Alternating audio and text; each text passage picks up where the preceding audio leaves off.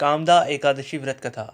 पाप मोचिनी एकादशी की कथा वृतांत सुनने के पश्चात पुलकित मन से भगवान श्री कृष्ण को कोटि कोटि नमस्कार करने के बाद धर्मराज युधिष्ठिर ने भगवान श्री कृष्ण से कहा, प्रार्थना की, हे भगवान, हे महाराज, अब मेरी इच्छा चैत्र मास के शुक्ल पक्ष की एकादशी के नाम, महात्म्य, पूजा विधान आदि के बारे में विस्तार पूर्वक जानने की है। तब भगवान श्री कृष्ण ने कहा, हे राजन, यही प्रश्न एक बार महाराज दिलीप ने महर्षि वशिष्ठ जी से पूछा था। तब वशिष्ठ जी ने जो कथा महाराज दिलीप को सुनाई थी वही मैं आपको सुनाता हूँ। ध्यानपूर्वक सुनिए। पुरातन समय में बहुत पहले की यह बात है। रत्नपुर नामक एक नगर था। उस नगर पर अनेक ऐश्वर्य से युक्त पुंडरीक नामक एक राजा राज्य करता था। रत्नपुर नगर में अनेक अप्सरा, किन्नर तथा गंधर्व वास करते थे। उनमें ललित और ललिता नामक पति पत्नी भी थे। उन दोनों में अत्यंत स्नेह था। थोड़े समय के लिए भी अलग अलग होने पर वे दोनों व्याकुल हो जाते थे, अत्यंत व्याकुल हो जाते थे। एक समय पुंडरीक की सभा में अन्य गंधर्वों के सहित ललित भी गाना गा रहा था।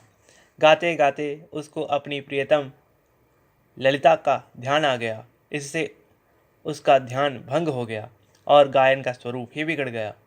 ललित के मन का भाव जानकर करकोट नामक नाग ने पदभंग होने का कारण राजा से कह दिया।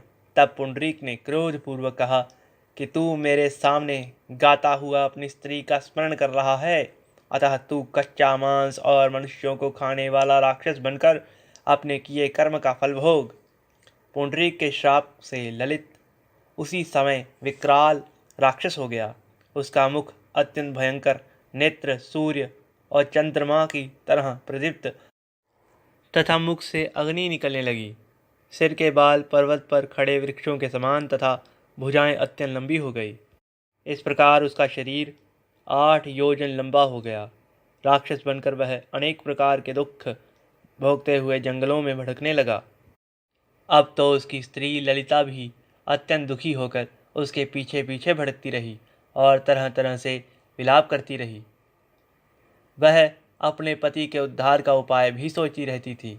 एक दिवस ललिता अपने पति के पीछे पीछे चलते हुए विंध्याचल पर्वत पर ऋषि श्रृंगी के आश्रम तक पहुंच गई।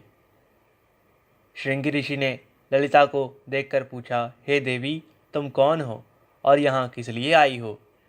ललिता बोली, हे मुनिवर, मेरा नाम ललिता है। मेरा पति राजा पुंडरीक के श्राप से भयानक और विशालकाय राक्षस बन गया है। इसका मुझे बहुत दुख है। मेरे पति के उद्धार का कोई उपाय बतलाएं प्रभु। ऋषि बोले, हे गंधर्व कन्या, अब चैत्र शुक्ला एकादशी आने वाली है, जिसका नाम कामदा एकादशी है।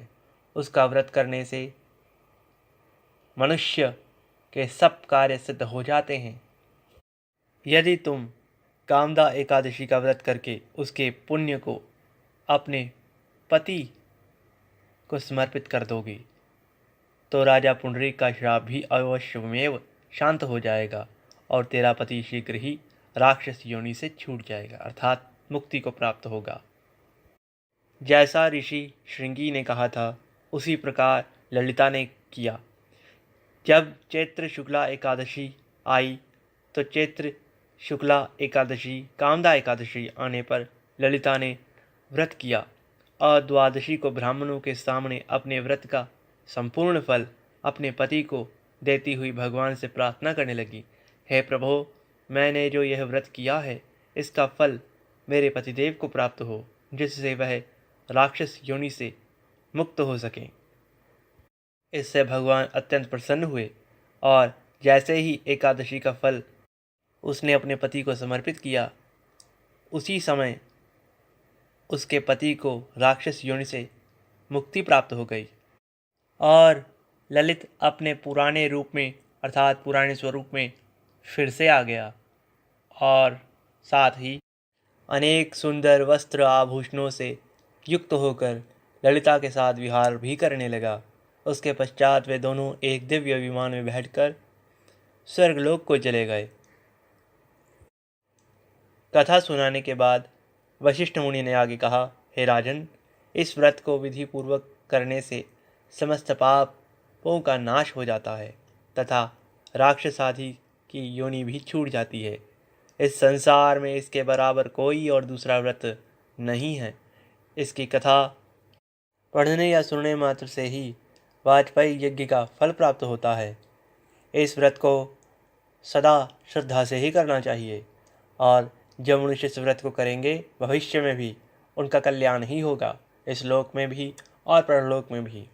इस व्रत को करने से विष्णु अत्यंत प्रसन्न होते हैं, इसलिए इस व्रत को करना चाहिए, जिससे कि जीवन भी सुखमय हो और अंत समय भी सुखदायक बना रहे, जिससे कि जब प्राण छूटने का समय आए तब भगवान की कृपा से हमें अधिक कष्ट ना हो और ईश्वर ने चाहा तो प्राण शांत तरीके से ही छूट जाएंगे और भगवान का नाम भी जपा जाएगा और भगवान हमारा उद्धार अवश्य ही कर देंगे।